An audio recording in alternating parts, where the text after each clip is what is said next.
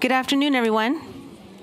My name is Rita Gallardo-Good, and I am the Assistant Director for Employer Services and Member Account Services. I want to welcome you to sunny Sacramento. And thank you so much to those that are on the phone line with us this afternoon as well. We look forward to a good meeting. Hi, everyone, and I'm Diane Stanton. I'm the External Affairs Director at CalSTRS. So again, good to see everyone. Thank you very much for being here. As we look at the agenda, I just wanted to make a couple of announcements. As we move into the open forum, Nicole Snyder is going to come up and walk through the leave of absence circular, which is also included in your folder on the left-hand side. I believe it's the last page. And she'll also be talking through some of the changes, statutory changes that went into effect on January 1 that may affect reporting. Again, this should just be, that piece should be just a friendly reminder, but again, I just wanted to make sure everyone was aware. We've heard a lot of feedback about the leave of absence circular. And even though it's not on the agenda, I wanted to let everyone know that we are planning to bring that up towards the end of the presentation today. All right. And with that, are we ready to get started? I think so. Oh, do you want to I'll do it? Yeah. Thank you.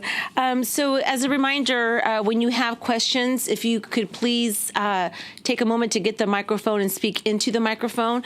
We have approximately 60 or so folks on the remote call, and we want to make sure that they have an opportunity to hear your question as well. Also, in the event that those on the call have any questions, you're welcome to email advisorycommittee@calstrs.com. And we'll make sure that we get your question read and get your question answered during this meeting. Just want to remind you to please raise your hand so we can bring the microphone to you when you have a question. And just want to let you know that staff will be available after the meeting to help you with any pending information that you may need or provide support for any other questions that you may have. Again, please announce your name and which district you represent prior to speaking into the microphone upon questions. And so we'll go ahead and get started. Our first item for presentation today is the Reduced Workload Program, and I'd like to welcome Karen Meza.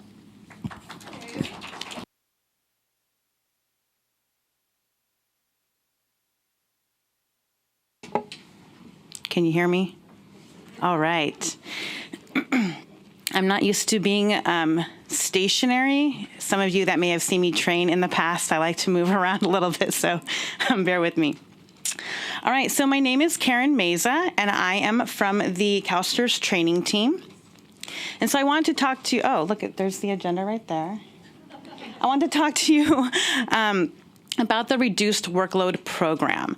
So how many of you here are familiar with the Reduced Workload Program? Oh, this is fantastic. Awesome. Okay, so I didn't see that many hands that didn't go up, but if you did not raise your hand, if you're not familiar, that is all right. This is an educational experience for you. And for those of you that are familiar with the Reduced Workload Program, this is a great refresher, and it gives you the opportunity to ask any questions that you might have, okay? All right, so the Reduced Workload Program, it allows CalSTRS members to reduce their workload from full-time to part-time, but it'll be as though they were working full-time, so it will not negatively impact their retirement benefits when they do retire. After today, you're going to be able to recognize the benefits and features of the Reduced Workload Program. And you'll be able to describe the different eligibility requirements. There are a couple employer eligibility requirements, but most of them fall under the member eligibility. And then there are some things that you all need to do for us and for your members once you do contract to have the Reduced Workload Program, which most of you do anyway. So we'll just go over the responsibilities that you all have. And then we'll talk a little bit about termination. There's a few different ways that a participant may terminate from the Reduced Workload Program.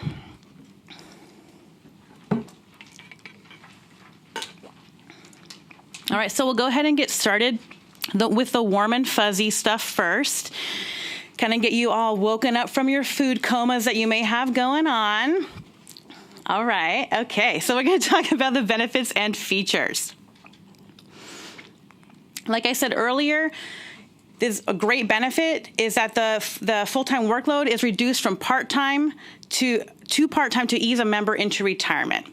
So just so you know, when we're talking about part-time with regards to reduced workload program, we are talking at least 50% of a full-time contract. No less, otherwise they will not qualify. And in doing so, of easing a member into retirement, it's great for a knowledge transfer for that possible, the person that's going to be going out to retire soon, that's on the reduced workload program. They can mentor some newbies that are coming up that might fill their position. And then those retirement benefits are calculated as though they were working full-time. It's a great benefit, right? All right, so when we're talking about reduced workload program, like I said earlier, there needs to be an agreement between you and the employee that they have to work at least 50% of full-time. The participation cannot exceed 10 years total. So they may choose to work to do a year of RWP and they decide it's not for them, and so they go back to working in a full-time capacity and terminating that agreement. And then they decide years later, they requalify and they decide to work in the RWP capacity again. That's fine as long as their total time does not exceed 10 years.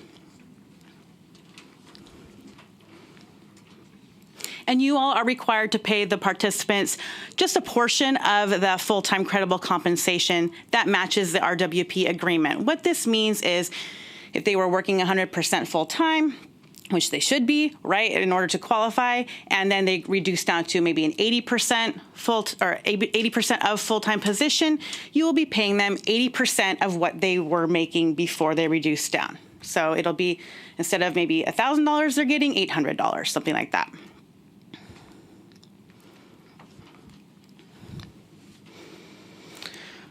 All right, so another feature is that the contributions for both the employer and the member are based on that full-time annualized pay rate. So this is a big one here. This is one of the ways that the members benefit when they do go to retire, that it's not impacted because their benefit was is showing that the pay rate is being calculated on the full time instead of reduced down. So in order for the contributions to be able to pay for that reduced workload program, they do have to be reported on that annualized pay rate. And we'll go talk a little bit more about reporting when we get there. And of course, also another big key factor with RWP is that the participants receive full-time service credit as long as they did fulfill that RWP agreement. If they happen to terminate and they don't complete that agreement, then they will not get that full-time service credit. We'll talk about that a little bit more later also. And then, like I said earlier, those retirement benefits are calculated as though that member worked full-time. So again, that's based on that contribution, is based on that full-time annualized pay rate, and they have that 1 year of service credit as long as they complete that RWP year. Do we have any questions so far about the benefits and features? You're probably all fairly familiar with that since most of you offer this, but I'm happy to take questions. All right. Let's talk about those requirements. For you, the employer, you must establish a resolution approved by your governing body. Again, you probably already all have that because most of you participate in RWP. But if you do, if you're curious to see what your resolution looks like, go ahead and take a look at it. Make sure it meets, it has all the different requirements that are listed in this education code of RWP. Make sure that specifies everything that's required for your participants. We are going to go through the list, but just if you're curious about that, have at it. And then you also need to be able to track and report those RWP participants to CalSTRS. So maybe you have an Excel spreadsheet or something else in your payroll system where you're tracking those employees that participate in RWP. And you also do need to report them to us with a special assignment code that is designated only for RWP. We will talk about that also in a moment. All right. The chunk of the eligibility requirements, of course, fall on the member.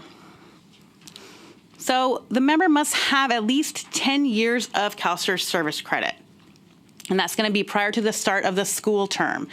So even if they get that last little increment of service credit to make 10 years of service credit the day before the school term in which they are going to work RWP, that's okay with us as long as it's prior to the start of the school term.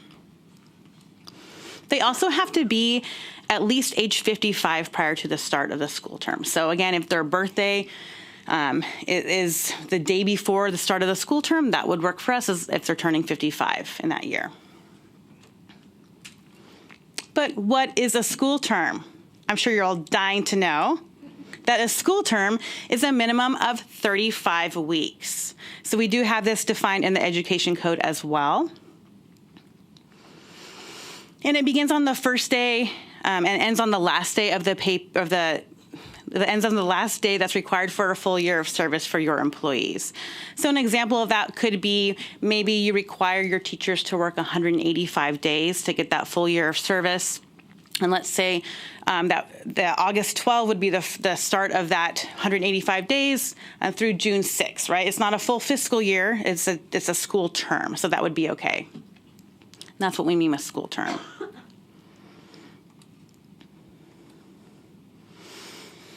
All right, so this one could open up some questions. The member must have been employed on a full-time basis for the last 5 years without a break in service.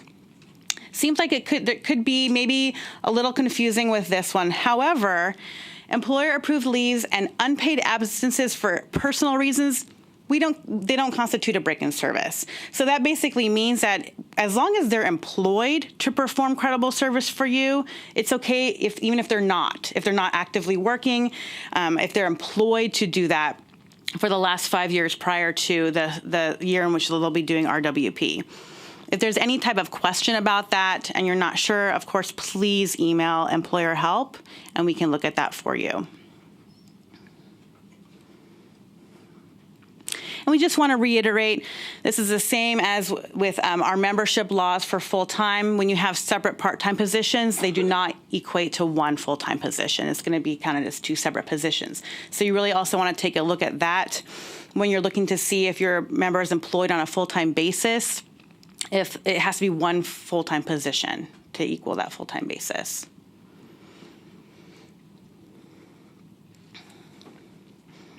All right. Also, member salary can't be greater than that of a principal of where they work. You can obviously check that out by looking at the salary schedule. That's only effective for everybody besides the CCD, though. Community college districts, you do not have that salary limit. Do we have any CCDs here? All right, so no salary limit for you. All right, any questions about the eligibility requirements before we move on to your responsibilities?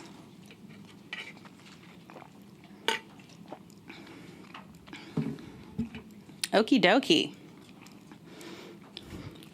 All right, employer responsibilities. This is what we need from you, please. So we want you to verify that the RWP applicant is eligible and meets all those requirements that we talked about, that they were employed on that 5 years, that they have that 10 years of service credit, age 55, and so on and so forth. So please do your homework and make sure that they are eligible. If you have questions or you're not sure, of course, always contact us and we'll help you through that process. And once you've verified all of that, we want you to fill out the form. This is a mouthful. It's the Reduced Workload Program Eligibility Certification Form, and that otherwise lovingly known as the ES 1161. So that form it kind of looks like a list where you check boxes. Yes, they meet this requirement. Yes, they meet that requirement, so on and so forth. You can find that form on the Secure Employer website under Forms and Publications. So we just want to make sure that we receive this form before the start of the school term. If something happens and it gets lost or something like that, please contact Employer Services and they can work with you on what to do with that. All right, and then I'm finally going to tell you what assignment code to use, although you probably already know because you all have RWP for the most part. But when you're going to be maintaining those records for all your participants, and you're going to be reporting those to us using assignment code 36. So assignment code 36 is key, because what it's doing is it's telling the contributions to be calculated on that annualized pay rate, the full-time annualized pay rate. So instead of typically when we see a line, contributions are calculated on the earnings, right? So it's going to be a percentage of the earnings that they made. Not the case with RWP. The system actually uses that pay rate column.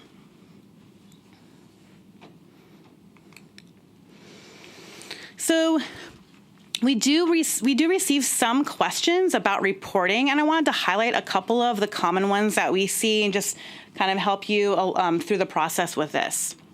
So one of the questions we get a lot is, what if the member fulfills the contract in 1/2 of the school term?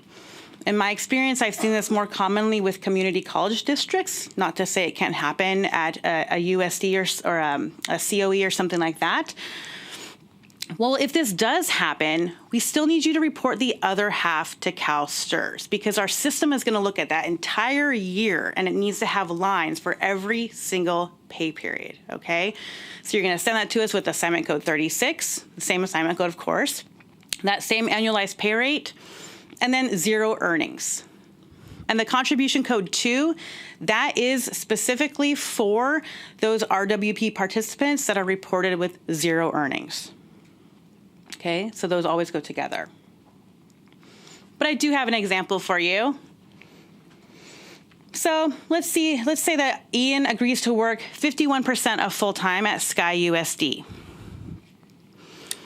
His USD is awesome. They let him fulfill his contract in that first half of the school year. That sounds like a pretty great gig to me. Well, the Sky USD is going to continue to report to him or report to CalSTRS on his behalf for the second half of the school year. So maybe he wanted to get all of his work done before the winter break. Awesome. Well, when you got to keep reporting him to us all the way through the end of the school term. Questions on reporting when you have 0 earnings? All right. Another common question that we get is when we're talking about prorated special pay. So it's very common that an employer, if they have an employee that's on RWP, of course, reducing down to maybe 80% of the time, you're not going to pay them the full special pay that they may have gotten if they were working full time, right? You're going to prorate that. So what we want you to do with that is you're going to report to us using, of course, assignment code 36. And we want the pay rate based on the special pay that they would have received if they have worked full time. So this is key here, because remember that the contributions are calculated based on that annualized pay rate column. So we need that special pay to be reported. The annualized pay rate needs to be the amount that they would have received if they were still full time. And of course, contribution code 6, that stays the same as with any other special pay. I do have another example for you for this one.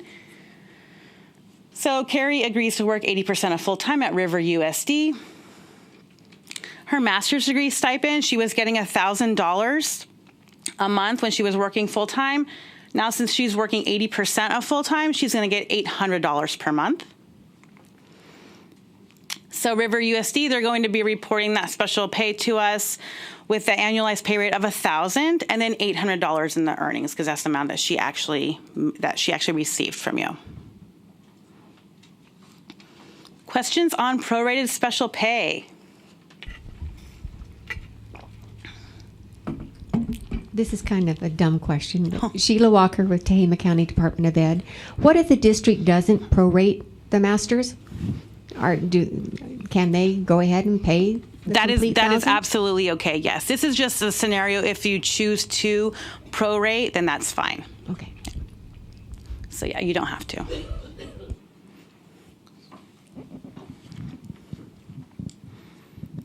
Hi, Erica Hi. with Riverside County. How do we report additional assignments and extra duty?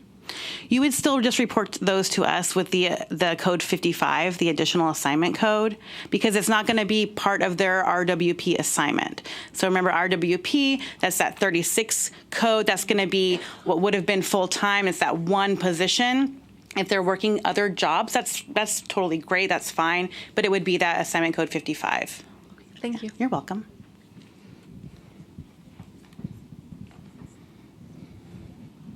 Other questions before we move on to termination? Yeah.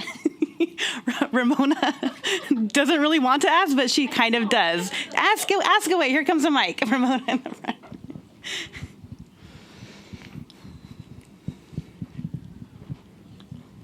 So on the reporting, you keep saying annualized pay rate. Mm-hmm. What if we're reporting it with the monthly full-time pay rate and then the prorated earnings? That's okay. Okay, because that's what we're doing. Yeah, so we do want you, though, to be aware that in the new system, it's In the all, new system, yes. Yeah, But currently, we're reporting with that. that's fine. Okay. Yeah. Thanks for asking, though. No. We're moving to annualized pay rate yeah. Sorry to confuse you. All right, other questions about reporting? All right, now we can talk about program termination. So there's a few different ways that the RWP agreement can be terminated between an employer and employee. So if the employee happens to terminate employment, of course, that RWP agreement, right, would be terminated because they no longer are employed by you. This does include death. If they retire, of course, with retirement, they're also technically terminating employment with you, right? So it kind of goes under that termination umbrella. They refund, they have to terminate, and if they go on disability. So if any of those three things happen, of course, the program, RWP program termination will be terminated as well. Or maybe they decide that they no longer want to participate in RWP. Maybe they're having some financial issues, or they miss the kids being there full time. So they just decide that they don't want to do this anymore, right? It's just not for them. That's fine. They didn't just talk to you all and you all agree. That's fine. You can go back to full time, and that would still be considered termination under the program. So there's a few things that will happen when a member's RWP contract is terminated. One of them is that they will only receive service credit that was earned. So if they terminate midway through and they only worked 50% of the time, they're going to get service credit for 50%, and then that's it. So it goes back to, they don't get that benefit of getting that full year service credit for not working the full year. They would just go back to what they actually worked.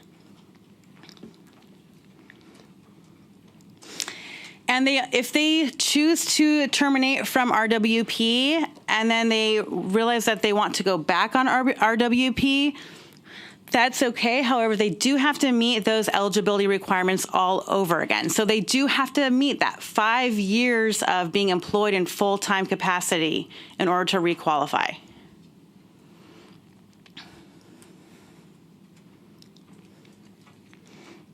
But the year that they did terminate, that's not going to count towards that 10 years, that maximum participation that they have. Questions on termination? We have a question up front. Venus has a question, and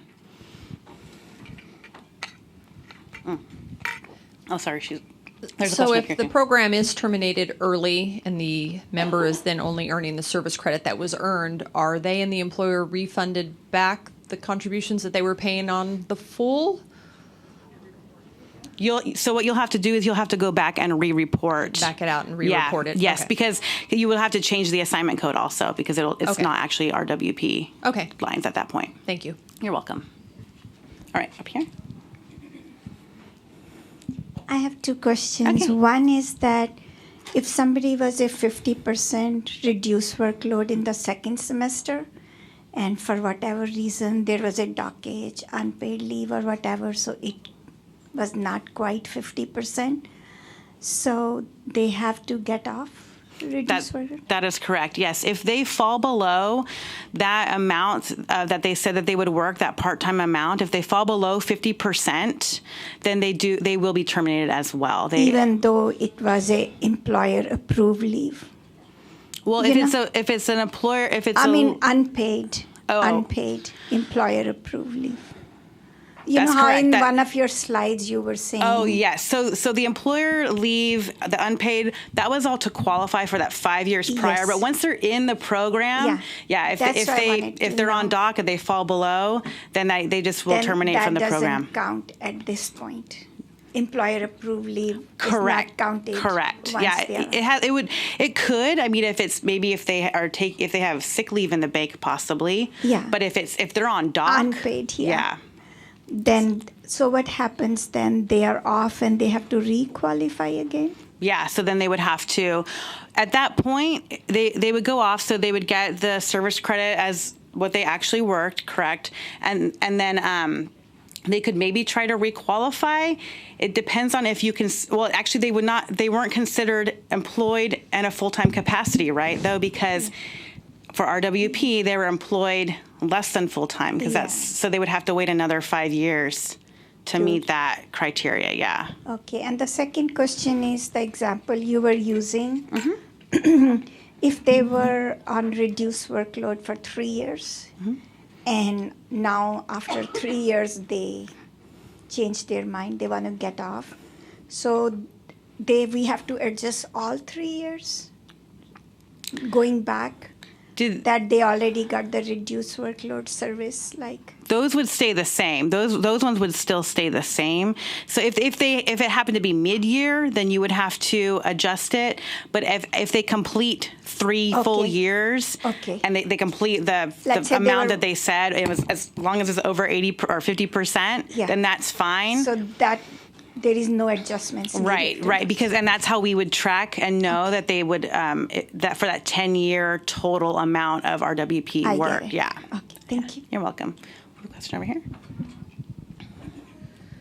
Arnetta from RCOE. When you have a reduced workload and they get docked during the year, the program terminates?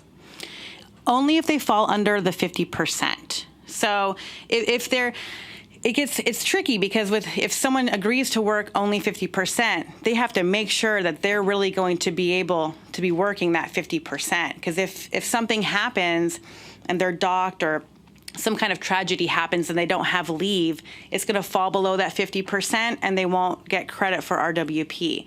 If they happen to agree to do the 80% and something happens and they fall below, but maybe they fell below and now it's 60%, that would still be okay, because as long as it's at least that 50% threshold. Okay, it only terminates if they're 50%. Between 50% and 80%, if they get docked, then they're still within reason. As long as they stay above that 50% line. Okay, but if you're 50% and you get a 2-day dock, you terminate the program. That's correct. Yeah. So it's wise to educate your employees about that, right? It can be, just in case you don't know what's going to happen, right? Maybe give yourself a little bit of a buffer and do 60% or something like that. It's wise to let them know that 50%, if they don't meet it, they're out of that program. How long does it take to notify the district of that before CalSTRS takes the position to say? So you would actually notify us that when they terminate. So when they terminate, you have to tell us that they terminate. Okay. Yeah. Okay. Because you have to. Yeah, you have to. I was trying to see who's going to track. You have to track and report to us. It's a fair question. It's a fair question. No, it is.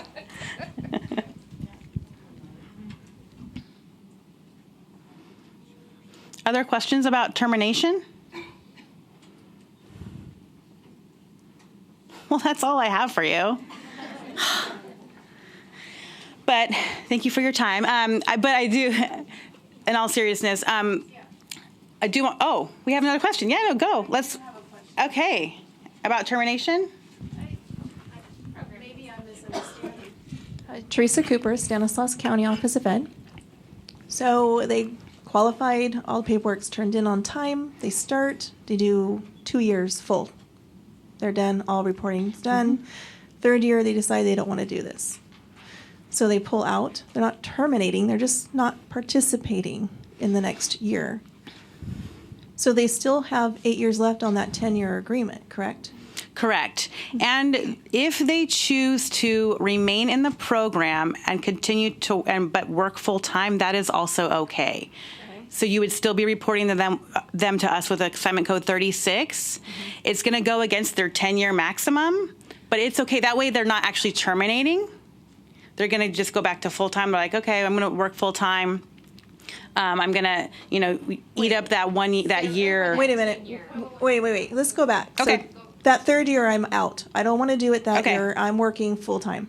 Okay. I'm still reporting them full time at a 36. You can. It's allowable to do that if the employee chooses to eat up another year of RWP service No, work. If I want to they- skip it if- altogether. yeah, I'm then freezing you, at the 2. I have 8 left. that's So to me, I'm participating with a hold. okay. So if you're participating with, It's not how it was explained to us in the past. Oh. I was told that the 10 years is max. There was no in okay. and out. So You requalify, can someone so. give Nicole or Megan a mic? So you have to be full-time. So you can't go on and off the program. You're either in the program or you're off the program. So if they want to be full-time and they want to go back to full-time and skip a year, they either have to terminate or they have to be a 36 line for that year, which means a potentially higher employer contribution rate. Right now the rates are the same, and that's going to eat a year of their RWP participation. If they want to cancel that year, terminate, they can terminate and then reapply. If they don't happen to work full-time that year, they're still going to have to meet that 5-year full-time requirement before they can go back on. Only years where you complete RWP are considered full-time employment. So we need a new agreement each time they go on and off unless you leave them full-time with a 36. When did this change? Nicole's on it.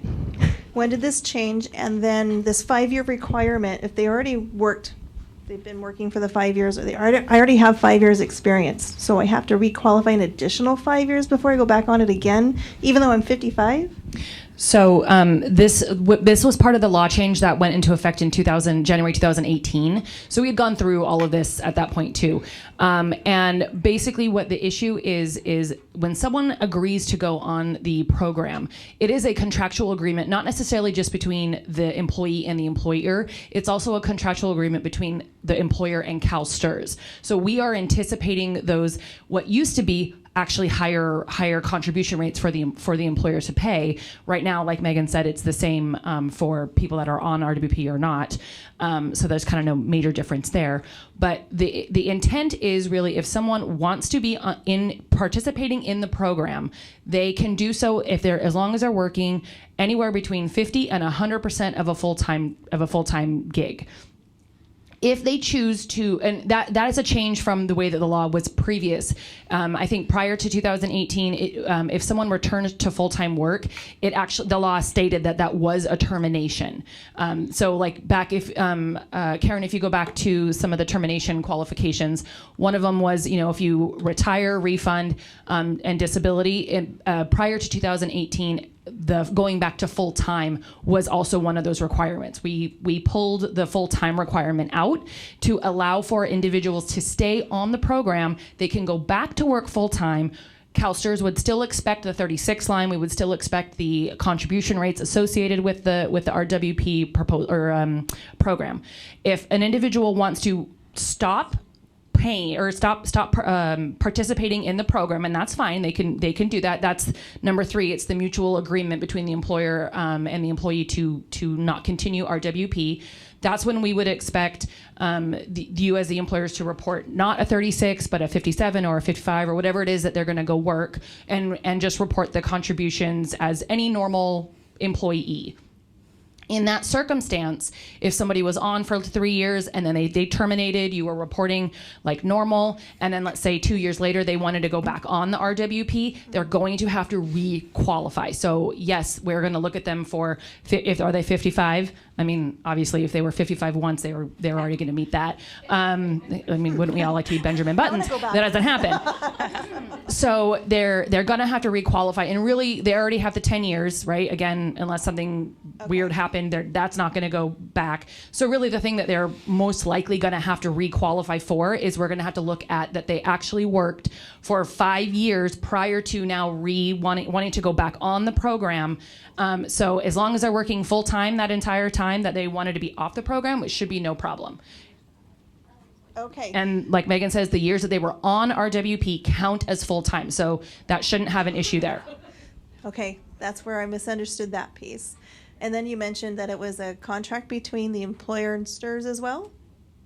I mean, that's the, yeah, I mean, yes, that's Okay. kind of So the intent there. when we submit the package to STRS, are we getting some type of approval back or an email saying received, accepted, posted? I mean, there was one point where we weren't, and I had to make my person send it to me. You mean once you submit the 1161 to CalSTRS, that's the RWP Yes. verification. And board resolution if there wasn't one already on file. I'm getting a yes from our employer services. If that's not happening, let us know, and we'll make sure that you guys get the notification that the application or the verification form has been reviewed and approved. Thank you. Are there any more questions? Yeah, make sure you get your question. Arnetta with RCOE. I wanted to make sure I understood. So if I had 2 years on a 36 at 60%, then the third year we're going to use her 10-year span. So they signed up for 10 years. Then the third year they went 100% for 2 years. I still would report the line as a 36. I'm sorry, I tuned out the last piece because I was being told about here. So I apologize. We're gonna take all the standpoint of the 10 years. So we have an employee that went on a 10-year contract, 2 years of 50% or more. The third year they go to 100%. Report line 36. The fourth year they can go back, but it can't be. They can go back with nothing happening to them. They can go back to the up under because they're still on the program. Correct. But the sixth year, they decide they don't want to be a part of the reduced workload program, period. And I report that year they're 100% as a 57. Mm-hmm. What happens then? I want to make sure I understand what you're saying. All those years have to be re-reported? No. The only time some reporting would have to be re-reported is if someone terminates for any of these reasons in the middle of a school term. So they didn't actually fulfill their yearly contract to work that 60, 70, 80, whatever it is that you have the agreement with the employee to work. So if they retire, if they guess if they die, that doesn't help. But if they just say, like it's January and I'm supposed to work 80% through the entire year, I've only done 40%, I really don't want to do this anymore. They're terminating your agreement within the school term, and that would be the year in which you would have to re-report. So anything that you would have reported, in my example, if they terminated, let's say in December, and they didn't actually work the full at least 50% of the full-time contract, yes, that's the year in which you would have to then back out all the 36 lines, re-report as a 55 and with the reduced earnings, or a 57 with reduced earnings. Yeah, however, in whatever capacity. Okay, so they can return to a 57 at any given time, and there's no repercussions behind it. Well, the repercussions is they're no longer participating in the program, and there may be future repercussions if they want to go back on. Okay. Mm-hmm. The program. All right. You could answer that. I know. I have a question. I got a call from an employee, and she thinks the district's not going to let her continue her reduced workload leave next year. Can a district say, no, you've done 2 years and we don't want you to do this anymore? Is there any law that protects the employee to continue her? I mean, I would say that it's an agreement between the employer and the employee. So if the employer is not going to allow the employee to participate, then that would be what would happen. That you just wouldn't, or the employer just wouldn't allow the employee to do that. So there's nothing to protect the employee from continuing, because it hasn't been 10 years yet. It's only been 2 or 3 years. And they just want that person full time. They want them back. Yeah, they don't want her to do a split assignment.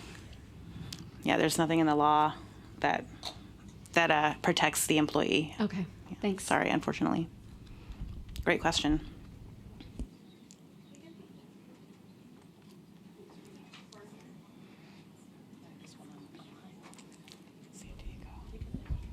There's a question from online from Eldorado's COE. If you terminate the RWP and a teacher wants to requalify and go back onto RWP, do they get a new 10 years or just the balance of the first RWP? Just the balance. They would just get whatever's left that they have not eaten up yet. Good. Feeling good? All right, awesome. Thanks, Nicole, for all your support, as always. Thank you, Karen. You're a great presenter. Okay. All right, so some things to consider. Make sure you have that approved resolution and that you're tracking and reporting those participants to CalSTRS with which assignment code? 36. Awesome. All right, you're all awake. Woo. Okay. You got to make sure they meet those eligibility requirements that we went over earlier. And make sure that you're not filling out that ES 1161 until you know for sure that they're meeting those requirements, right? And then, of course, they have to be performing at least 50% of a full-time contract. Otherwise, they will terminate out. All right. Other questions before I wrap up? Okay, so if you're anything like me and the moment you get to your car or your plane, you have a question, that's totally fine. Go ahead and email employerhelp@calstrs.com. You can also send that through the secure messaging center in SO, or you can call us at our toll-free number here. All right, thank you so much. Great job. Thank you, Karen. And now we have a presentation on the pension solution update and training approach. I'd like to welcome Jeff Zimmer, the Director for Member Account Services, as well as John Hammond. He is the manager over the Employer Readiness team. Welcome. Thank you. Karen, great job. And just for the record, I am feeling good. So I just wanted to make sure everybody knew, from where I was coming from. So good afternoon. Once again, I'm John Hammond. I manage the Employer Readiness team for CalSTRS. My team is tasked with helping you get ready for the new Secure Employer website that's going to be implemented in 2021. With me is Jeff Zimmer, who's the new Member Account Services Director, and he'll come up here shortly. So excuse me. Okay. So what we're looking at here is a snapshot of the employer readiness activities that are occurring over the next 3 months. And for February, if you remember, we planned for employer pilots. So soft launch pilots, we were getting employers. We wanted to test out a lot of our processes and those different kinds of things. So those pilots have ended. And so we went to visit these employers.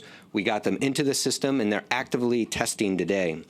And based on their feedback, we learned a lot about employers, we learned a lot about ourselves, and we're in the process of updating our technical documents, our job aids, and our processes. And so all that feedback that we got from those pilots, we really appreciate it. Thank you so much for participating. Also, we started this month, the employer readiness visits. And so Teresa and Ramona, where was my team yesterday? You were, yeah, we were at Stanislaus. And so if you had to describe a readiness visit, would you use the word awe-inspiring or transcendent? Which word would you choose to describe that visit? Interesting. Okay, that's not an option. That's not an option there. Okay, well, thank you. So Stanislaus volunteered to be our very first employer readiness visit. And so we went down there. And as a reminder, a readiness visit is when a member of my team, members of my team, come and visit you and help you prepare for testing in the employer readiness environment, for the training and the ongoing support that you're going to receive and that your county's going to receive during soft launch to get ready for go live. Now, if you're, and typically those are done with report sources. Now, if you're a report unit, we'll be working with your report sources to develop an approach to support you as well. So you're not left out of the picture. And we have some other opportunities for you throughout this presentation. I'll share those. We're booked through spring, so if we haven't scheduled a visit with you, we're taking appointments now starting around June. So please contact us at employer readiness, employer readiness at CalSTRS.com, and let's just go ahead and get you on the calendar because we really do want to visit you. We want to get you into the testing environment so that you can feel and touch and smell it, if you want to smell it, the new system, and so that you can be ready for go live. All right. And then lastly, the employer toolkit updates are going to be available on the employer support portal. So as a reminder, we've talked about the portal before, so I realize that this you've heard a lot of this before. But the website is all about having the technical documentation, having the links, having job aids, having FAQs linked to the learning management system. It's really a one-stop shop to for employers to get ready for go live in fall of 2021. And so the URL is employersupport.calstrs.com. And there's no login necessary. So, the truth be told, if I'm boring you right now and you have your computer, you could log in right now. And I'm not offended, it's okay. But log in and please go there because there's some just great information available to you on that website. And we spent a lot of time and received a lot of feedback about what kind of information that you need as employers to be put on that site. And so we're in the process of that. Now, in March, the new file format regulations will be reviewed by the Office of Administrative Law, which is really the last stop before they get approved. And so that's coming up. Additional computer-based trainings will be available on POMS as well. And if you haven't gone to POMS yet, please do. It is an incredible, they're really, really well done. And you self-register. Now, this doesn't matter whether you're a report source or a report unit. You could go there right now through the employer support portal, and you could log in, self-register, and you could start taking classes. And so you might have questions about how's the new system going to handle enrollments? Or how's the new system going to handle uploading files? Those kind of functionality. Well, you could go to POMS today. You could self-register and take that course, and you would be able to get a feel, and you would be able to see it happen in the system. And it's just a really great resource for you to use. So I encourage you to do that. For April, we anticipate that the new file format regulations will be finalized, and also the employee readiness environment will be unavailable for a few weeks. So we are going to put those dates on the employer support portal, and so please look at those announcements there and prepare accordingly. Whoops. So next, this is essentially a schedule of our training and support opportunities that we have for employers right up to go live. So if you look at the far right, you see those flagpoles there. You see the employer testing begins right now, right? And maintenance release 1, maintenance release 2, and go live. Those maintenance releases are milestones because we're introducing some new functionality into the testing environment. And so we just want to make you aware, and so we'll communicate all that as we get closer. But that top line, that blue line right there, is the employer readiness environment. And that's essentially a testing environment that looks and feels just like the new secure employer website's going to feel at Go Live. And so that's the environment for you to go to, and we want to get you in there. So in order for you to start testing, we want to schedule that readiness visit with you so that we can come to you, we can show you all the features so that you can get comfortable with using the environment. Underneath there is the employer support portal. And so I've kind of already talked a lot about that. But that's available to you not just until FR2, but really beyond. So it's going to be an ongoing strategy for us to utilize that site to give you everything that you need to do really well in transitioning to the new Secure Employer website. So that's always going to be there available for you. And then, of course, underneath that is the readiness visits. And those are, I've kind of just already talked about that, but essentially we want to have that visit within the next 12 months. And that's a little aggressive, but it's because at MR2, Maintenance Release 2 right there, after Maintenance Release 2, we're going to be calling you and asking you whether you would like to use the old file format or the new file format at Go Live. And so we're going to have a conversation about how ready you are, what file you need to use, because it's important to us that you are really comfortable using your chosen format and you're comfortable using the system in order to be ready for FR2 Go Live, right? And so after MR2 is really when we have those last-minute conversations so that in case there's any last-minute needs that you might have, that we can respond to those. But up until MR2, we want to have that initial visit with you so that, again, we can get you into the system, we can get you start testing, upload files, and get familiar with the system. So, so to continue on with our training opportunities is our new Director of Member Account Services, Jeff Zimmer. Jeff? Thank you, John. You don't have to clap. So thank you, John. What I wanted to talk about today is everything that we're doing in preparation for October of 2021. And that's when we start reporting in production into the new system. So that's about 20 months away. And John kind of laid out the tools that you have now, the employer support portal, the modules that are there for training online, and the employer readiness environment, which is the biggest tool that we have for you to actually interact with the system and try it. So you might be thinking, when are we going to get trained or what training are we going to receive? So that's what I'm going to talk about a little bit today. The approach for training is, it's difficult to see, but there are 3 orange stars on that computer-based training line there. And right now there's about 5 modules online on PALMS, the Pension Administration Learning Management System. They're out there for you to take. There are going to be 16 dropped in March. And that covers a lot more content, a lot more meat in there about how to interact with the system and report and do enrollment transactions, employment file. All of that is going to start coming in March.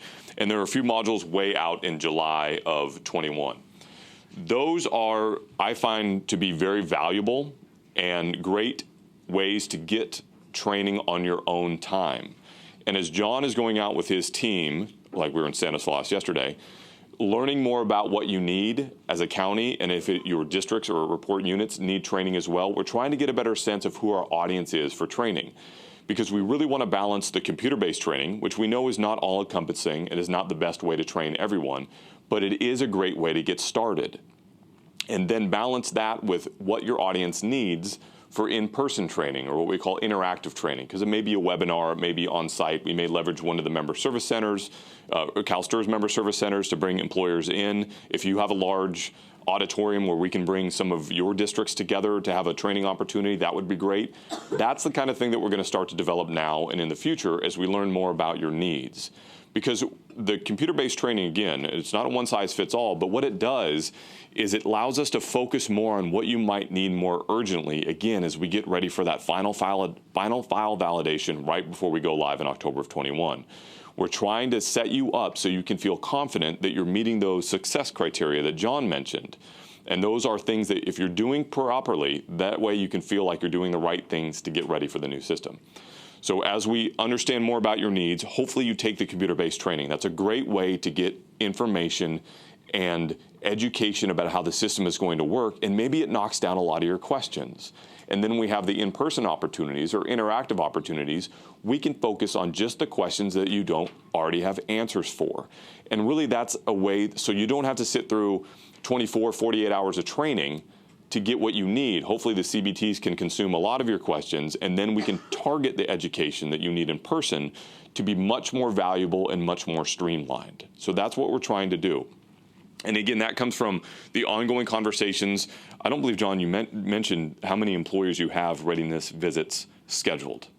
Did you say that? No, I did not. Okay. About 25, I think. Thank you. So John said about 25 readiness visits. So John and his team are out there learning about your needs, learning about how you're going to interact with the system, what your individual county needs might be as your districts report up to you. John's going to find that out, and we'll understand more about what your training needs are. And as you take the CBTs and we get feedback about what's missing or what you need more education about, then we're going to start planning in that final sprint to the finish what opportunities we can provide you in person or interactively to get you exactly what you need to feel confident that you're getting things done. But at the same time, if you're following along with the CBTs, working with your employer readiness partner, working with your partner in employer services, your regular representative that you call with other questions, they're there to help as well. You'll be closer and closer to meeting those success criteria to making sure that you're ready for reporting in production. So that's kind of, we just wanted to talk about the approach because we've heard different things. Like, is it going to be all CBT? No. Is it going to be all in-person training? No. It's going to be a blend of both of those because the ongoing strategy for training with employers over time is to have more of those on-demand opportunities in a learning management system. We're going to use this beyond the Pension Solution Project. We're going to use the learning management system to put more modules up there. There's even more now about regular creditable compensation or membership questions. There's going to be more and more content and curriculum available on that learning management system. So this is a way for us to stress test it in a somewhat compressed and high stakes environment to get ready for the new system. But then we take what we learn from that and then have more opportunities to have these CBTs available in perpetuity across the project and beyond, so you have more opportunity to consume them on your own time. So this is both for the project and also for the ongoing education. And remember, not everybody is going to be all the way new file format at go live in October of 21. You'll have 2 years after that. You'll have some waivers that you can do before you have to be fully compliant with it. So there'll be training opportunities past that go live date in October of 21. I keep saying October 21 on purpose, so you know exactly when it is. So past that, there's still opportunities to train and have more in-person training or computer-based training. So this is the seed of the idea that I want to plant today, so you have an idea of what's coming and how we're going to determine our finalized training approach for what you need. And I really want it to feel like a custom approach for you, so you don't feel like I just have to take care of all these CBTs, or I'm just going to have to sit through this instructor-led training that doesn't really pertain to me. We want it to be the most valuable for you because we know you don't have time for a lot of training, but we know that you want a lot of training so you can be ready for what you have to do. So that's kind of the beginning of our training approach. And as we know more, we will communicate more through EAC and most of the time really with John and the employee readiness team getting to you and your counties and your districts to talk about what is coming for you. Any questions about that? Vina, yes. Thanks, Karen. Hi, Veena from Orange County. If you know how you were saying that you will check with us whether we want the old format or new format of the file, and we made the choice at the time, let's say we will have a new format, but before we submit, it didn't work out. So we will still be able to submit the old format, even though we said we will. Yeah, absolutely. So right after MR2, if you say to us, yeah, we're going to do the new file format, and we're going to be like, great, and we're going to ask you, can you submit one more new file format file to us so that you feel comfortable with the file format and using the system? And if you try and it just doesn't work, then you can communicate back to us and say, you know what, it's not going to work. I think we better go old file format at FR2 Go Live. Then we'll be able to know that. So what we need to do is, one, you need to be prepared with what format, and two, we need to tell the system at Go Live, expect a new file format or expect an old file format. So that's why we need to coordinate with you. Yeah, you're right. It's just think of a switch. Switch on, switch off. Prior to go live. Prior to go live, yeah. So right after that 6 months between MR2 and go live, we're going to be talking a lot with you just to see what you're comfortable with. Before go. I thought even when you went live, there will be a certain time frame where we can go either format. That's why you have so many fields, so you can accept information in either format. Yeah, well, in either format. Yeah, well, you have to choose one or the other. You can't sometimes submit new file format and sometimes submit old file format. Once if it's working, of course I am only concerned in the beginning because I know when PERS switched, Yeah. it was pretty hard for 2 months to submit information. Do you mean after go live? Yeah, after Okay, in go- production? Yeah. Ah, that's a tough one. Yeah, once you commit at go live, you're committed. Yeah, in that format that you have chosen. So it's really, that's why we want to really coordinate with you that 6 months up to go live to make sure that you're comfortable with what file format that you will use at go live. So that's that part of that conversation that I'm talking about. But right at go live, you make that decision, you're committed. But then why do you have so many fields once you go live? Oh, because you can still report old or new? You know how your system is designed and have so many fields, Yeah. so you are able to receive either format, old or new. So once we go live, we can only use the new format, and that's it. No, you can use Can the use old the file. both. Okay. Yeah, Okay, you got have to tell us what you're going to use. That's all. Right. But you can't switch back and forth. I hope that's clear. Yeah. if it's working, you won't. Exactly. Yeah. Okay. I have a question on the go live October date. Is that when all counties that are ready to go on the new will go then? None will be going in between that March 21 and the October 21? October 21 will be the earliest that everybody that's ready will go to the live system? Yes, and let me expand on that just to make sure I have it correct so I can understand your question. Between March and October of 21, that's what we're calling the final file validation. Last time, let's get it in. It's close to production. It's basically production at that point, but we just haven't started appending it to the member's record. And at October 21, that might be the way to think of it. At October 21, whether you're old file format or new file format, that's coming in live, that's coming in hot, that's production, that's going to the member's account at October 21. Either old file Nope. All schedules subject to change. I have to say that. I'm sorry.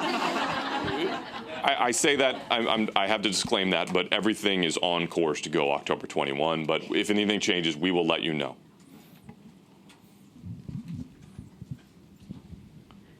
Teresa again from Stanislaus. Okay, so it's October 2021, and I made the decision that my new file format's not ready. I need to use the old. Yes. Am I also writing an extension request to you?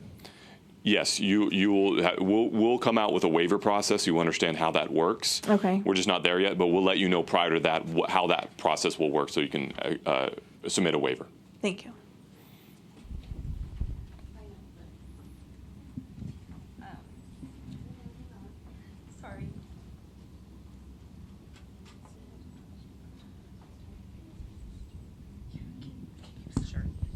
It looks like there's an online comment that says that something about EAC attendees.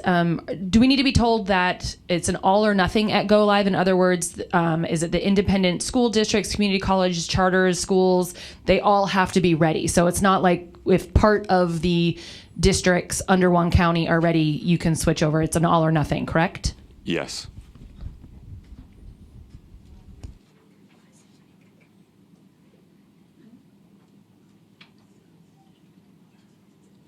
Any other questions? Okay, finally, just some information about how to contact us. John may have mentioned the employer support portal once or 10 times, so you have that, employersupport.calstrs.com. And of course, PS Employer Readiness is the email alias that will get to John's team to help you answer questions, to schedule a readiness visit, anything you need, they're there to support you. And of course, you can always call your employer services representative. They're there, they're aware of everything that's going on, so they're there to support you as well. Okay. Thank you for your time.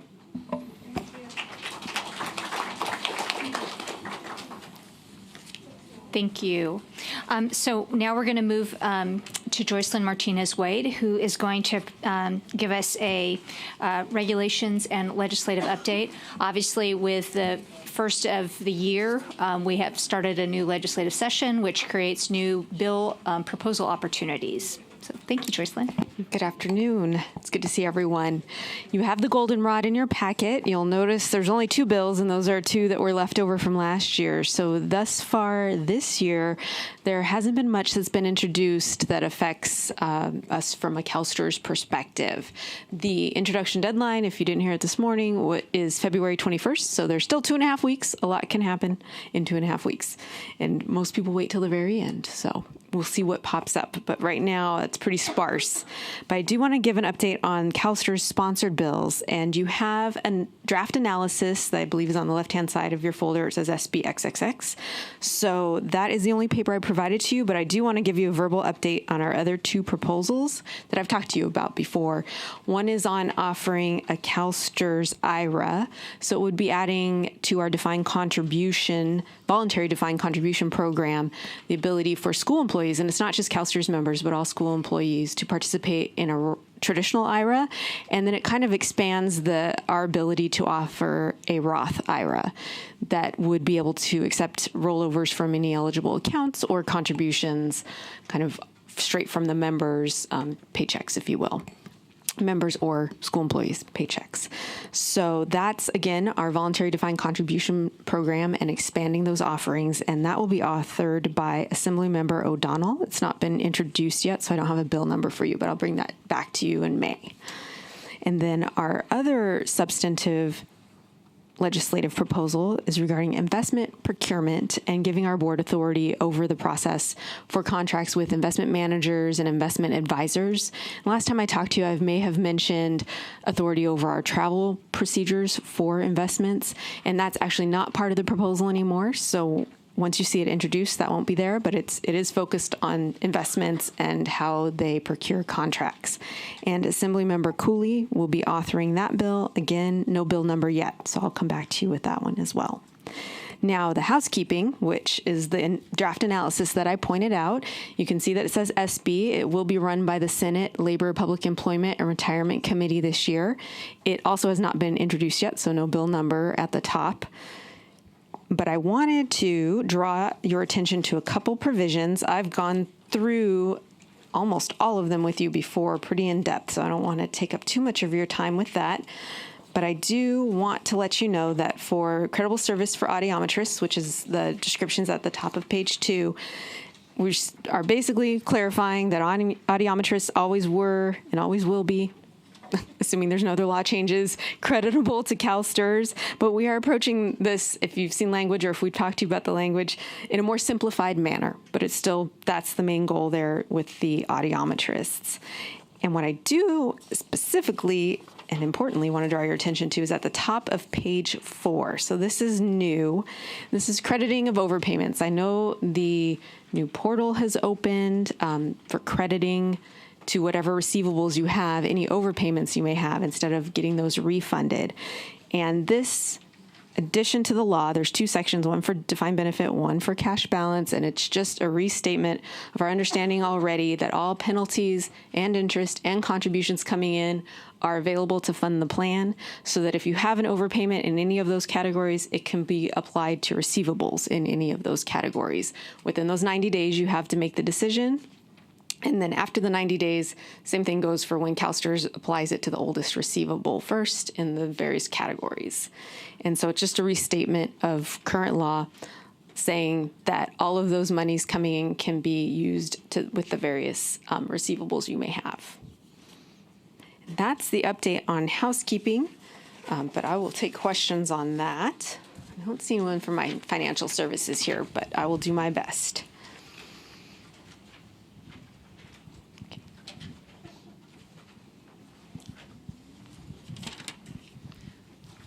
Teresa again from Stanislaus. So about the receivables. So if I have extra employee contributions on file with you, but I have an open penalties and interest invoice, you're going to take their contributions and apply it to the P&I if I did not use them for a contribution file within the 90 days. If that's the oldest open remaining receivable. Because we talked about the past meetings about the fact that contributions should stay contributions because they're not just employer contributions, they're also employee contributions. So if they get used, I just think it's a misappropriation of their funds, because we're not supposed to charge employees for those fees. My opinion. Thanks. Okay.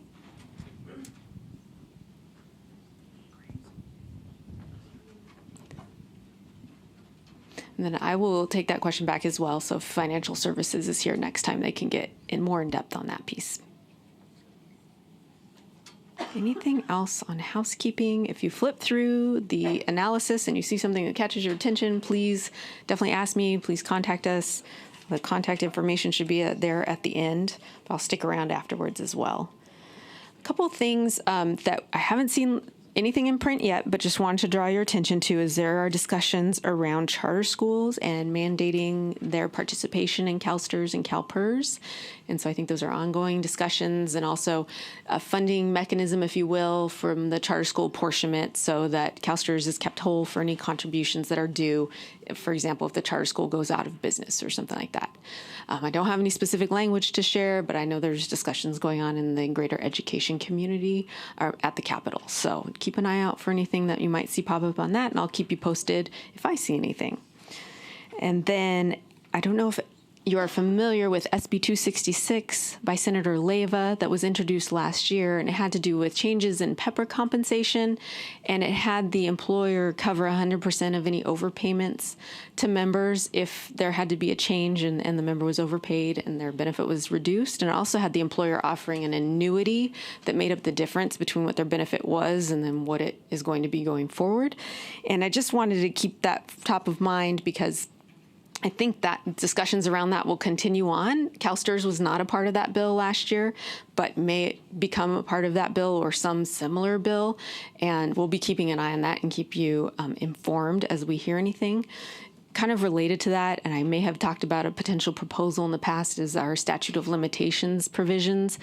They're very complicated and sometimes very hard to read and figure out. And so we are looking at that section and maybe a proposal in the future, not for 2020, but it also kind of wraps into that subject matter. So I wanted to bring that up in that context. Yes. Arnetta from RCOE. This is kind of a little backtracking. Sure. Something just caught to piggyback off of what she said as Stanislaus. After the 90 days, you said you're going to apply the overage of the contributions to whatever is open. So if it is penalties and interest, sometimes in those penalties and interest, it includes a penalty for the late report. So just say you make the ruling that you still can use that. Or would that also include the line for the submission of the late report, or is it going to be just the penalty on the contribution portion, or are you going to separate the two? I think that's something financial services would have to answer, because I don't know if those are separated as receivables within the system, the contributions associated with it versus the penalties on and the interest. Invoice is separated. So I'm not sure if it's different account or different receivables, or if they're associated together. So again, financial services would have to answer that. Okay.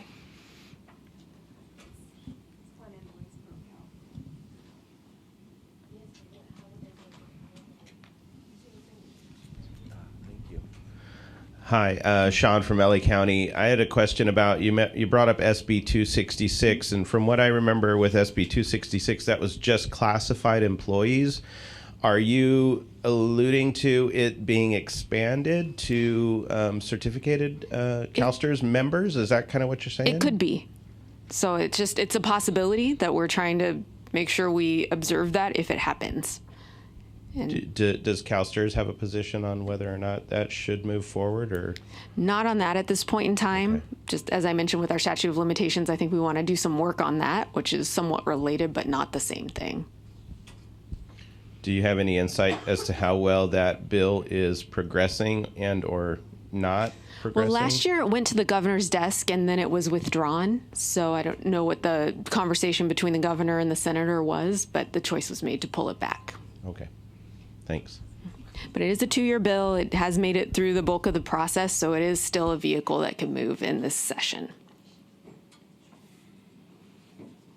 Great.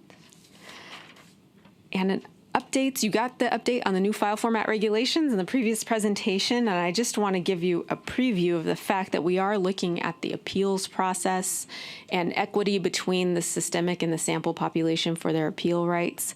We're continuing to do internal work on that, and we'll be reaching out to all our external partners on how that might work and what regulations might look like. You'll see the plan, at least, is to have a proposal go to the board in March, and this is very nascent stages of the process where we talk to the board about us working on it and our outreach efforts. And you'll see that we'll continue to work, and it wouldn't be until months later that we would see something go to the board to start the rulemaking process after we've had conversations with you and others. So I just want to give you a heads up on that, though, that will be something we'll be bringing to you in future EAC meetings. And that's all I have for today. If you have other questions about anything, great. Thank you. Thank you, Joycelyn. We do typically have somebody from Financial Services Branch here to help answer questions. But there's obviously been a lot of conversation and dialogue over the last year as it relates to the crediting of contributions. And unfortunately, Cassie had a death in the family, and that's why she's not able to be with us today. So we will take this back, and we will get questions answered. And if we need to agendize this for another conversation in May, please let us know. We can do that. On the topic of crediting of contributions, and we're going to bring Nicole up now, but I did want to point out there were two circulars that CalSTRS put out in January. One was related to the crediting of contributions in the portal, which, as Joycelyn mentioned, has gone live. The feedback that we have received on the portal has been incredibly positive. To the extent that there are individual issues or concerns, please make sure that you contact our Financial Services Branch so that we can get those issues addressed. But again, the feedback has been positive to date, so I just wanted to share that with you guys, and also make mention that we do have two circulars going out over a span of 24 hours, which is highly unusual. But the clarification of leave of absence has received a lot of attention, and so we wanted to bring Cassie, happens all the time. Similar yet different. So we wanted to bring Nicole up and just really kind of talk that through, open up the conversation and the dialogue. Now, like I said, we've gotten some feedback, so let's continue that positive exchange. Just one final plug for the contributions, for the credit on contributions. I believe in the circular it does have the contributions email address, so I think some of those questions that you guys have today that we don't have the answers to, it might be worth shooting an email to, you guys all know Curtis. He answers a lot of those emails, Cassie's in that too, so that's probably the better area to send those questions to, because they'll have the answers for you. Okay, so leave of absence. Is it clear? Does everybody totally know what to do now?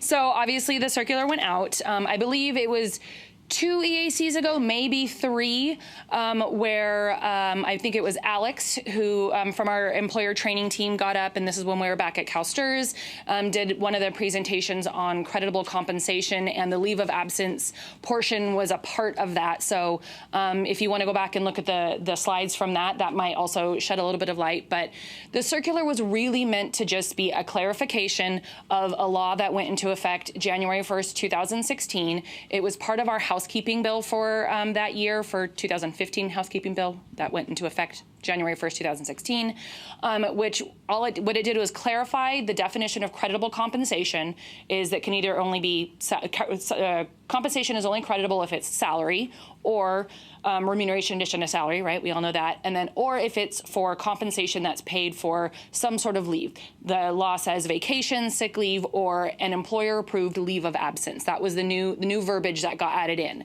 It used to say, I just think, employer-approved leave. So along with that, there was an addition to our TRL of a definition of leave of absence, and that's 2.2, off the top of my head, I should know this, 22144.3. And that specifically is meant to tie to creditable compensation. So and that definition points back to some greater education codes around leaves that are authorized by governing boards and all of the other things that are in the greater education code. So what this circular was really trying to do was to explain that only those types of leaves that are expressly authorized in the greater education code are what meet our definition of in 22144.3, which then slides into what can be creditable for the purposes of being creditable compensation. And I think we're looking at potentially making an amendment to the circular to make it even more clear, to clarify the clarification, if you will, that we're not trying to say that all paid administrative leave is not creditable. What we really need to do is have you guys contact us in those cases when you have someone that you know is on a paid administrative leave, and we'll walk through the details of that with you. And what we're really looking for at this point is to see if, because the term administrative leave is kind of a general term. If an employer wants to put someone on leave and it's not sick leave, jury duty, any of those, maternity leave, any of those things that are really enumerated, we want to work with you to understand what type of leave they are on so that we can understand if it does actually fall into something that's in the greater education code. And then we would say that meets our definition, we're good to go. I think there was a question that came through already on email around settlement agreements. So what if a district and a employee, including usually the bargaining agreements, or the unions are involved in potentially if there's a settlement agreement, and one of the settlement points is that they agree to put the employee on a paid administrative leave and everyone goes on their way. Same thing like before, in those cases, we would want you to reach out to CalSTRS so that we could look at those settlement agreements and work with you on trying to determine if that compensation that they're getting for that is creditable. I want to reiterate, we're not trying to say blanket statement that paid administrative leaves are not creditable. We're just trying to explain that we will be asking you for additional information in those cases. Does that help? I'll see a couple questions. Oh, did you have one? Sorry, I didn't realize it was my turn. Okay, Teresa again. Hi, Teresa. Hi. From our last EAC meeting, we started talking to our districts a little bit more to find out who was on administrative leave and circumstances around them, if we could find out, because a lot of it's hush-hush. Understood why. Yeah, understandable. Okay, so we found out that some of our districts did share, they put them on administrative leave at times for a day or two, maybe a week, to do their investigation of whatever the incident was, and then they're brought back. Maybe at a different site, or brought back 100% because they didn't need to do anything. So this circular stuff we've heard in the past meetings are saying that wasn't credible time. I think that is actually a circumstance that I think is probably the biggest thing that has come up since this circular has come out. And we are having internal conversations. We're talking with employer, the member constituent groups like CTA, CFT, that type of stuff, to understand more about that. That's why I think at this point for those individuals, it's kind of just, we have to do a little bit more digging to see if, I don't think that was, I'm not going to say I don't think, I know that was not the intention for us to harm those members in that type of situation. So we just have to figure out internally how we need to rectify that, or just have additional conversations around how we need to move forward. Okay, so for now, report them, or what do we do with these folks? Okay, so I would say at this point, I don't know what I want to say on mic. No, I'm just kidding. I don't want to report it late and get P&I on it, right, but I also don't want to back it out later.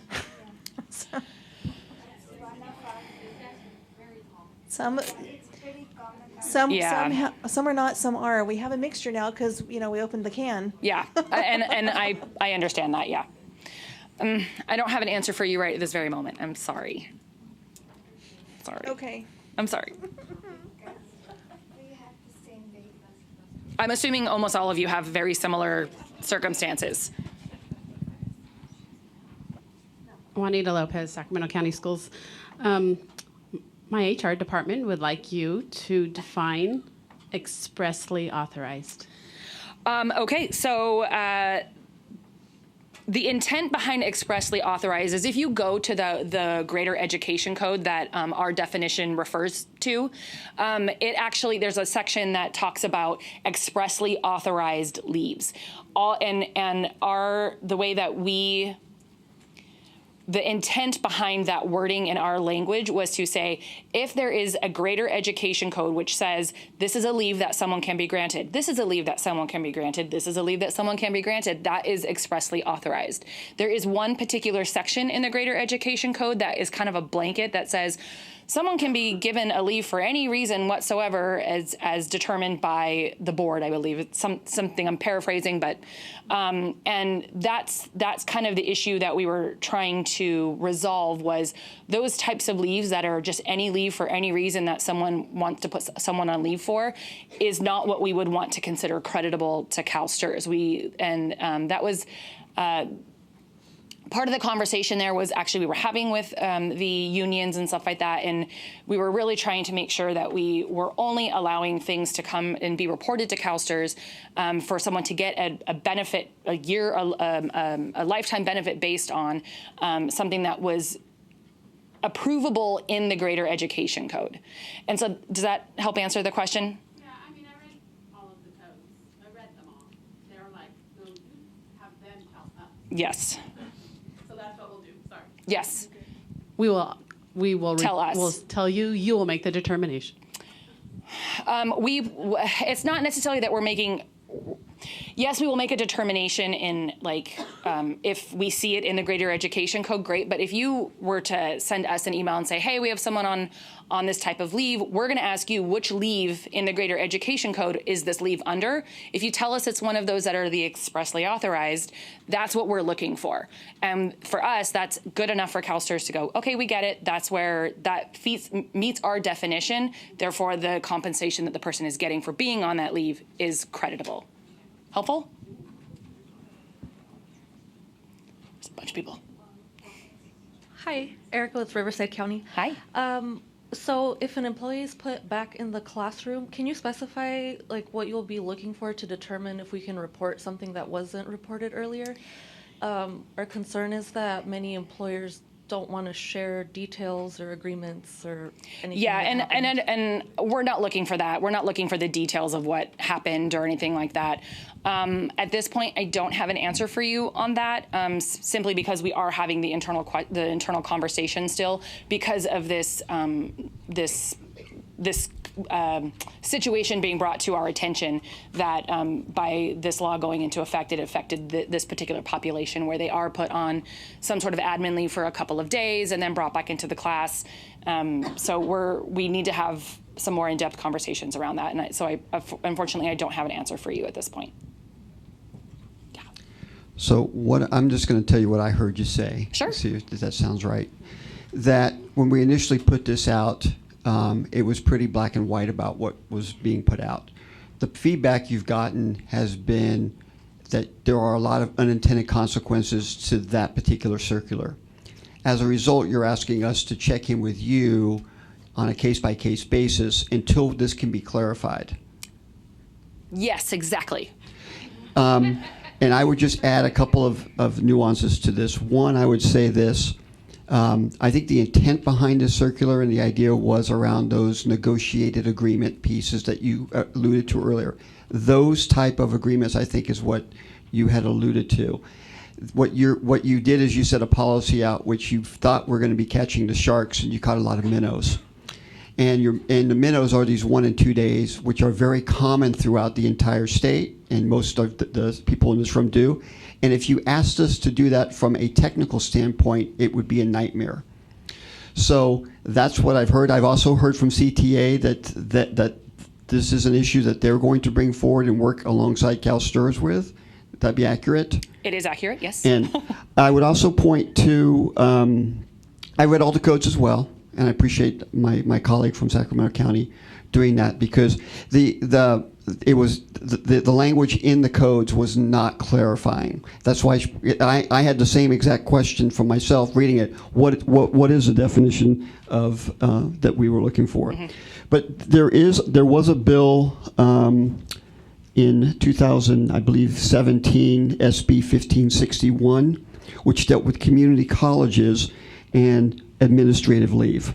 They use some of the language in that may be helpful to you when you are moving forward and looking at that. They actually put into, again, it's not a direct one, oranges, but they said, for the purpose of this section, paid administrative leave means a temporary leave from a job assignment with pay and benefits intact. Because a person being pulled out for a day or two, or maybe even 3 or 4 days, and based on an accusation which they have no control over, and then for them to have punitive consequences on that would be seen as unfair. Thank you for that information. We'll definitely take that into consideration. Hold on, there's one more behind you, Vina. Arnetta from RCOE. An employee is pulled out of the seat for 6 months out the year. A settlement is drawn up with the board, the attorney, and personnel in June. In that settlement, they're awarded benefits, but an email is granted to them to be paid per month from January to June. Mm-hmm. So that payroll person goes in and put those earnings in for January, February, March, April, May, and June. Mm-hmm. First, from some district standpoints, you don't know until the settlement come in. So that's I get that, yeah. Yeah, so a lot of times you don't know until the settlement comes in. Then the last settlement, the lump sum is not creditable. But what do you do in a situation where there is the agreement? And this is something, I know you probably can't answer it today, but something when you go back in your discussion, and they put those lines back in. You don't find out until the settlement is paid, and they go back and you see all those arrears dates that go in. It causes a penalty for the district. They're willing to pay that penalty, but are those lines creditable? As far as if they're creditable for the purposes of being on leave of absence or something like that, that's the part that I can't fully answer right now. But in general, I mean, that's just normal reporting. If we find that there's reporting that came in that we find not to be creditable compensation, and I get it, a lot of times, the payroll staff, they're just entering the information. It's not like they're really privy to what's going on. So if something comes to light where we realize that payroll lines have been submitted and the salary or the money was not actually doesn't meet our definition of creditable compensation, just like anything else, we're going to ask you guys to back it out. On the flip side, if something has been paid and the payroll staff gets the information to report late, right? It's an arrears. It applies to service periods that were prior to, like you said, they're paying it out in June and it was meant to be for January, February, March. Unfortunately, I don't want to say unfortunately, this system will automatically assess a penalty on that. There's nothing that it's a systematic program at this point. So at that point, that would be where I would say there is a dispute process that you can submit to contributions, and then you would have to work with them to see if that can be something that would be disputable or write-offable or whatever the term is. Sorry, Cassie, out there. I don't know the exact words. But it's still in an event, it would be a CalSTRS determination if those months are creditable. In any instance, if it's a CalSTRS determination on whether or not compensation that is paid and reported is creditable, that's in an audit. That's when staff call in and talk to our employer services reps. If we come to the conclusion that certain pay that has either been reported or has not yet been reported is or isn't creditable, I know that's like everything, right? We would expect reporting as necessary or not reporting as necessary. But it's behind the administrative leave. So the administrative leave portion, I can't speak to that at this point because we're still having those internal conversations. I'm talking about just in general whether or not something if it's found to be creditable compensation or isn't creditable compensation. Oh, well, that part I get. I was referring to the administrative leave. Yeah, and that's the part I can't answer at this point because we're having those more in-depth conversations to see how we can resolve this particular issue that's been brought to our attention. Because some of the districts feel that if it's board approved, then it should be, and that's their argument, and that's why they're holding on to the board minutes and what's in that.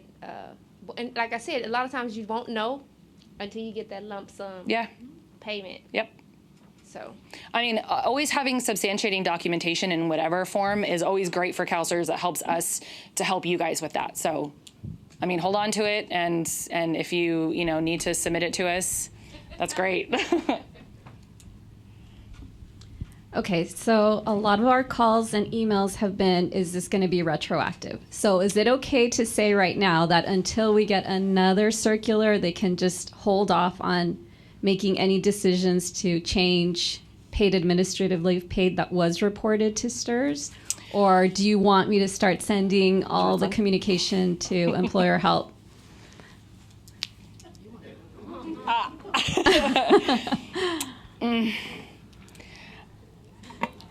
I know personally what I would like to say, but I don't know that that's something that, how about this? We'll have to send an email out to the advisory group to answer that question. I'm not comfortable kind of saying that right here, right now. I don't want to say something wrong and then, have everybody be mad at me.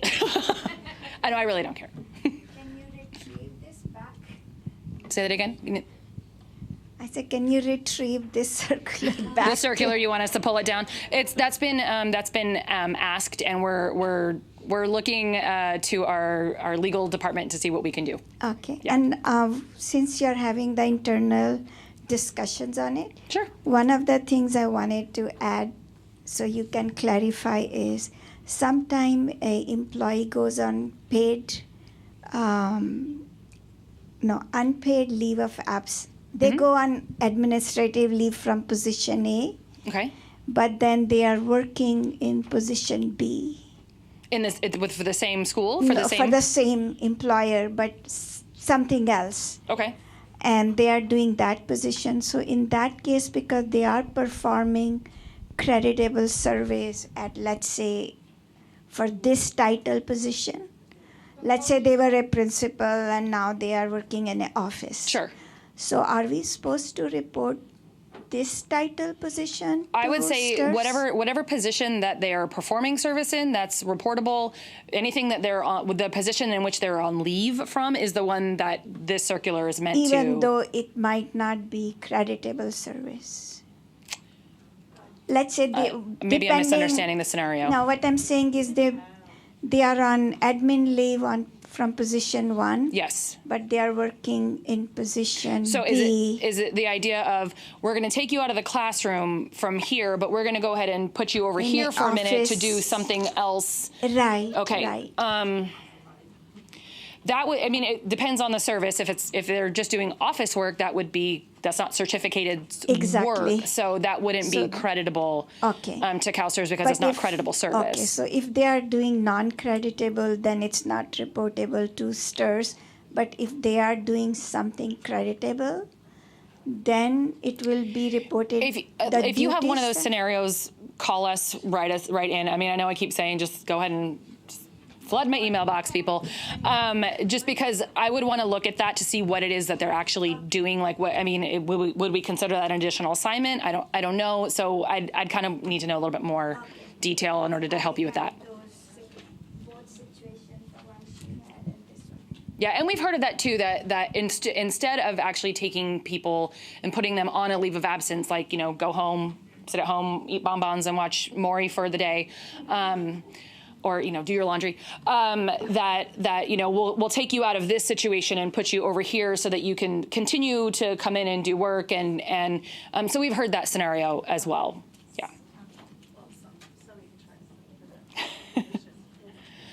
Okay, we talked this one to death a little bit. I know, never, right? Okay, so then the last thing I just wanted to remind everybody, because we've had a couple of calls, is that, like Joycelyn mentioned, our technical housekeeping bill from last year and the membership cleanup bill went into effect as of January 1. We're still working on getting a directive out for you guys. I know it's a little, this kind of took up our time here. And so I just wanted to be very clear that the biggest piece to the membership cleanup was the whole those individuals who are employed over 50%. Previous to 2020, the law said that they would become a member of CalSTRS as of the first day of the following pay period in which they were hired. It now says that they will become members as of the first day of employment. So you don't have to have that little gap anymore. We don't have to do an ES 350 for that little gap. You should be good to go as of January 1st for that. Thank you. You're welcome. Glad we did something right. And the signature date is what you accept on the ES 350. The signature date is this from the employee? Correct. Yes. All right. But that's different than this now. But so if someone is actually doing an ES 350 because they're working under 50%, and they don't mandatorily qualify as of day one, they always have the ability to permissively elect using the ES 350. And there are rules around the ES 350. And one of those is that the member has the right to elect and that they become a member as of the first of the following pay period in which the election was made. No. Thank you for that clarification. Yes, it's in the month in which they make the election. What about ES 350s that are signed prior to hire? So I have somebody that was pre-employment. They're hired in December. They don't start until February 1. They fill out an ES 350. They sign it December 15th, but they elect to be a member February 1. So this is where we defer back to the employer. We defer to you of when you consider them hired, because the law is specific to when someone is hired into employment to perform creditable service. So whenever you consider them hired, if you want to consider them hired at a job fair that was in April and they're not technically starting the job until August, we defer to you, and the time frames along with that go with what their hire date to perform credible service and then their election signature date. But if they hired the form here in December, and they go and work, they haven't started working for them, but they might go and sub someplace else. Since they signed the form in December, isn't it? We are supposed to send it to you. Well, I would say working somewhere else. What do you mean? Like they went and worked like at another county? Yes. Or different district or someplace. So I always thought if they sign the form, we always should send it to you guys, because they might go and perform service someplace else. Yes. Yeah, that's what. Yes. Yes. Yes, you're correct. Yes. Correct. Yeah, I was pretty much That's the caveat there. I was pretty much talking to pre-signed forms, where some community colleges will have pre-employment in December, but the position doesn't start until February, because we had this issue. The position doesn't start until February. The line that say I elect, and you give a date, says 2/1/2020, and the signature says December 13th, 2019. That's where we expect you guys to have you or HR to have the conversation with them when they're making that election, to understand what election date they can have. Okay, well, as a county office, we get the form after all this has occurred. And if you were to submit that form to us, we would probably look at it and send it back and say we need clarification. So if you see it already before it comes to us, it might be worth having the conversation with the district ahead of time before submitting it to us. But Nicole, you can't give that form until they're considered hired. That's our interpretation of that. That form is only for individuals who have been hired to perform creditable service. Right, so, but you said the signature date is what makes the form legal. But it can't be before they've been hired. Correct. So sometimes we've had situations where even though they didn't start till February, we didn't report the line until February, they rejected the form. Right, because they weren't hired, and they should have been given that form at that point. I agree, but it's hard to get. It's a community college. I'm not gonna say who.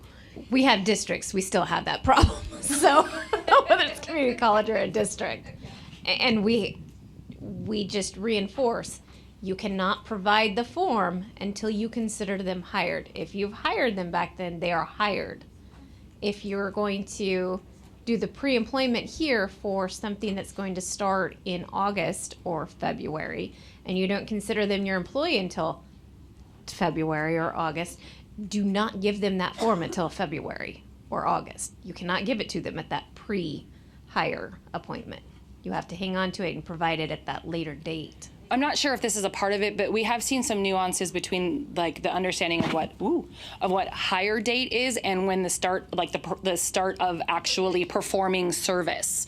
And for CalSTRS, we look at the hire date. So like take substitutes, for instance. I know not a CCD world generally, but substitutes may be hired to perform creditable service before the beginning of the school year, but they actually don't get called in to actually sub a class until maybe, towards the end of the year. They were still considered hired at the beginning of the year because they, in order to hire to perform creditable service, and that's when we generally would expect to see that form come in. No, it doesn't necessarily tie to when they actually perform the service. That's a slight difference with PERS. PERS really, their hire date, I believe, really coincides with when they actually start performing the service. CalSTRS, it's when they're hired to perform service. Well, the form wasn't turned. The form was held. The form didn't come in until after, but the question came that the form was signed in December. The performed service didn't happen until February. That was accurate, but it was the fact that the form was invalid because they signed it in December instead of signing it. Maybe let's talk offline and we can maybe figure this one out a little bit. I feel like there's like a nuance that we're probably both missing from each other here. So yeah, come find me afterwards and we can talk. Okay. Any other questions while I'm up here? Okay, with that, I'm running. No, I'm just kidding. All right. All right. Thank you, Nicole. We're on to the announcements and open forum. In your packets, at our last EAC meeting when we were at CalSTRS, we mentioned the badges. We've created a digital badge, which you guys can all load onto your internal intranets to help your CalSTRS employees better understand their pension benefits. So we provided the flyer to all of you. It could be something you could just take directly to your IT folks. We've tried to make it as easy as possible with providing the URLs and a QR code. If folks in the districts at your county have questions, communications@calstrs.com can assist with that. Moving on to the proposed agenda for May, we have also included that in your packet. So we've got another legislative update from Joycelyn, a pension solution update. There will be training, and so looking for input and feedback from you guys as to what training would be helpful or beneficial. Whether folks want to provide that now or at the conclusion when staff are still around, or email us. But we do want to make training kind of a standard piece of the CAC agenda. So again, your feedback on that would be really appreciated and helpful. The other piece that we are going to bring is Larry Jensen, who's the chief auditor at CalSTRS. He presented last spring at EAC. We're going to bring Larry back. There's a compliance hotline that his department and unit has been working to develop and bring online. So he'll be providing an overview of that. But if there are other pieces related to the audits or the audit function at CalSTRS, please let us know so we can make sure that Larry is also prepared and can bring in members of his team as needed to assist with any information revealing of the curtains as far as audits. So with that, is there any feedback from the room? I have Oh, we've got something online. So this is a question from San Diego USD. We've recently been informed that pay for workshop attendance is not credible. Can you provide the specific code reference that excludes this compensation? Can we repeat the question one more time? We've recently been informed that pay for workshop attendance is not credible. Can you provide the specific code reference that excludes this compensation? Megan? We're getting Megan. It's 22119.5 is the definition of credible service. It includes when you are providing training, providing mentoring, it's not the receipt of those activities. So it doesn't specifically say the receipt of training isn't credible. It's where it lists what is credible. It's the delivery of training, the delivery of mentoring, those types of activities in that group. It's the delivery of that, not the receipt of it. And the code section again was? 22119.5, credible service. Thank you.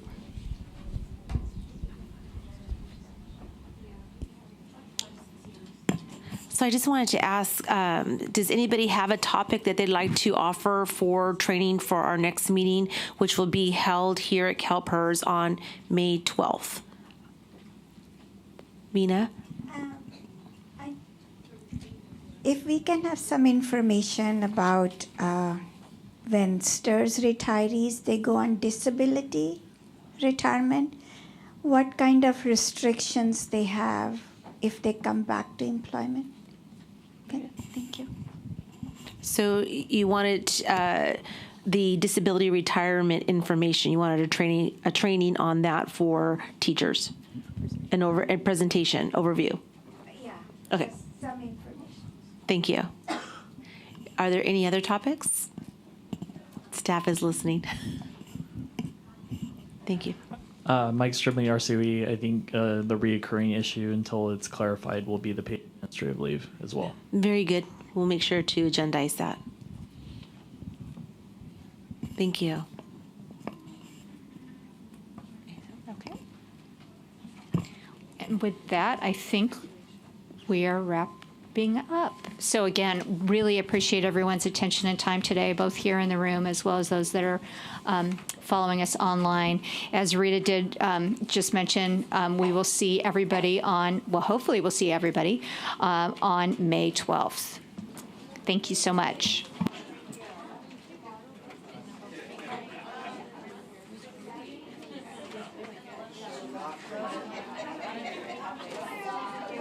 I'm the one team.